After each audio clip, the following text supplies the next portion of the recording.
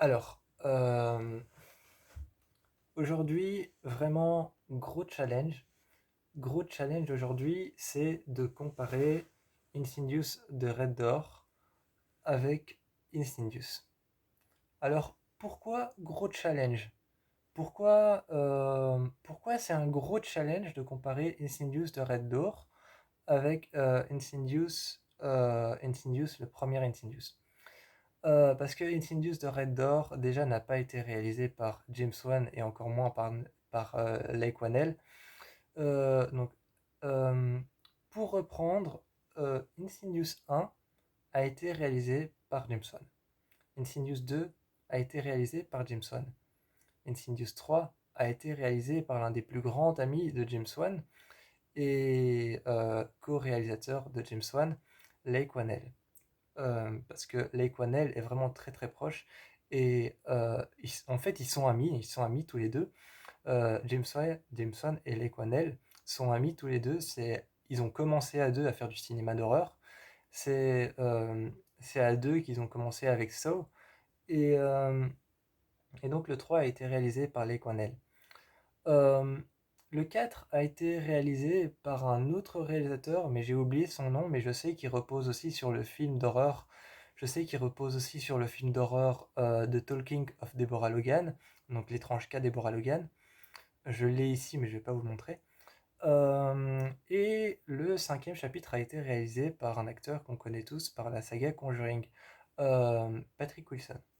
Donc Patrick Wilson, il est passé réalisateur quand il a réalisé, quand, euh, quand il a réalisé justement le tout dernier Insidious parce ils réussissent enfin à faire disparaître cette porte, donc à faire disparaître le lointain.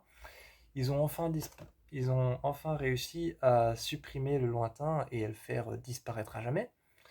Euh, et donc il a fait le dernier chapitre. Et comme, euh, et comme Insidious, c'est justement ça qui fait l'ambiance de la saga Insidious, c'est que chaque Insidious n'a pas forcément n'a pas du tout en fait le même réalisateur, à part les deux premiers qui sont faits par Jameson. Euh, et donc, euh, et donc déjà Insidious de Red Door, c'est la fin d'Insidious, c'est la fin. Alors, énorme challenge, c'est ce que je dis parce que ça va être difficile de comparer Insidious, le premier film de James Wan qui a lancé la saga Insidious, et de comparer Insidious de Red Door qui est le dernier film réalisé par Patrick Wilson, un acteur, un actrice. Excusez-moi, excusez-moi. Mais ça va être difficile de comparer Insidious de Red Door, réalisé par un acteur maintenant réalisateur, qui a été justement pris pour beaucoup de films de Jameson. Parce que Patrick Wilson a été pris il a été pris pour Annabelle, enfin pas pour Annabelle, on le voit pas dans Annabelle, il a été pris pour non plus Annabelle 2, mais pour Annabelle 3, c'est ça que je veux dire par Annabelle.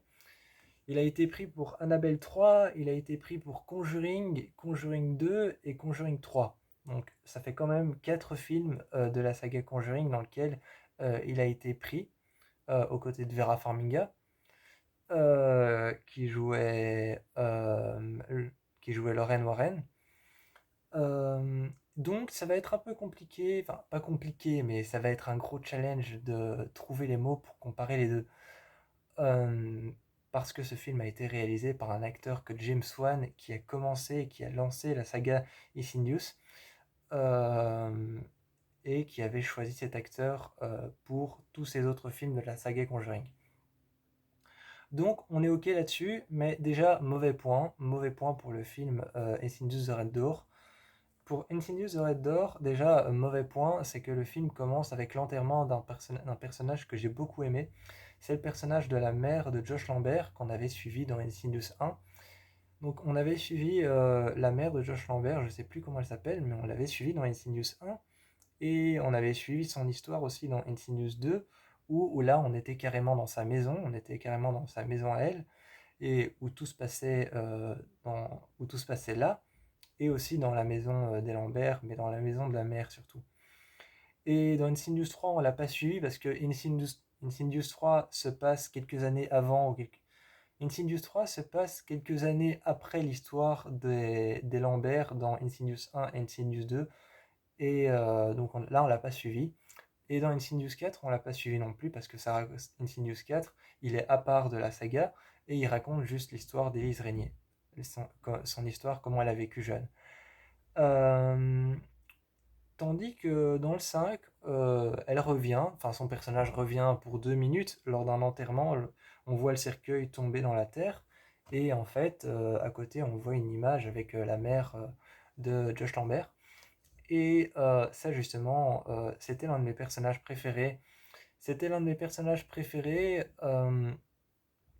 et donc je trouvais ça un peu nul d'avoir enterré ce personnage, d'avoir mis ce personnage sous terre. Je trouvais ça un peu nul.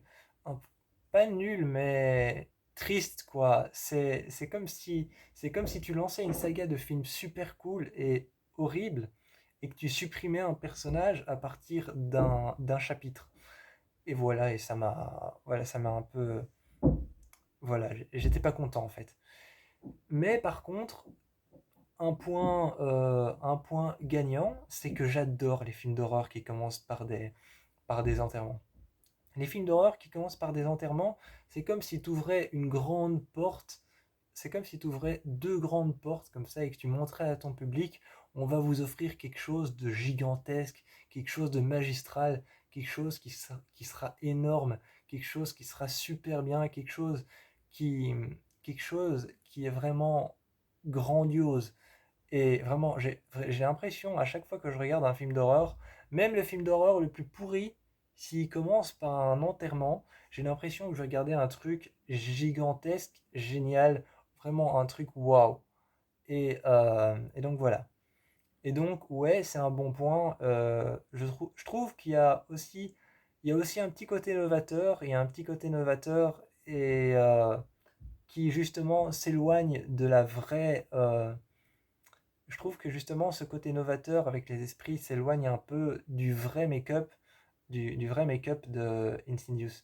Parce que les make-up d'Insidious, c'était genre des personnes avec des vieux vêtements, avec des voiles sur la tête, pas avec des masques, mais avec un teint très pâle, très blanc, avec des phares à paupières noires, avec des phares à paupières un peu foncé, un teint pâle, euh, les lèvres et le bord de la bouche un peu grisâtre, le bord des doigts un peu bleu avec des veines noires et des ongles un peu cassés et foncés un peu noirs.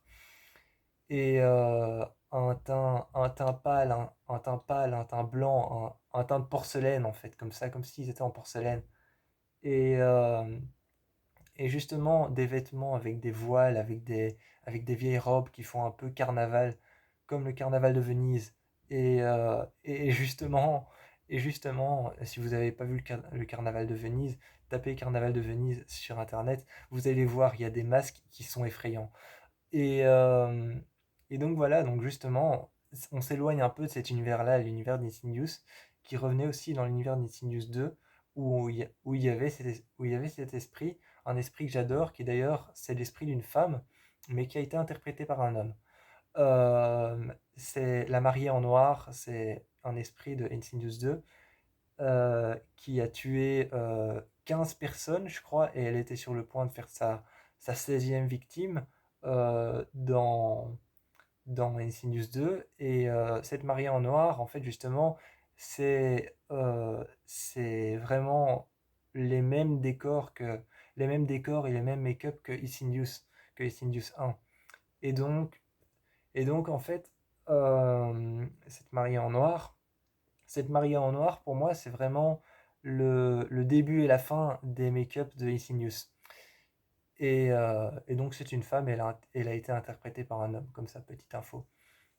Et donc, comme Insidious 5, comme Insidious 5 de Red Door s'éloigne un peu de cet esprit d'Insidious avec, comme je l'ai raconté, des teints un peu pâles, des teints de porcelaine, et se rapproche un peu plus d'un univers démoniaque, sombre et noir, avec des démons, avec des mains un peu déformées, avec des mains avec un peu à la place des doigts des griffes, et des démons avec vraiment une manière de ramper au sol et des visages un peu comme s'ils étaient en décomposition mais vivants.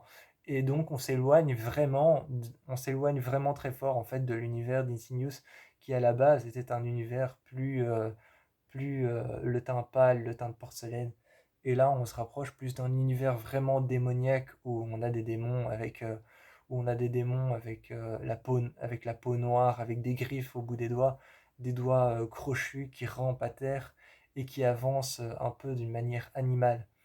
Donc voilà, pour moi, c'est une décision prise d'avance. C'est Insidious 1 qui est mon préféré.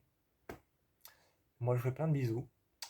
Et je vous encourage à me dire entre Insidious 5 de Red Door et Insidious 1, lequel vous avez préféré.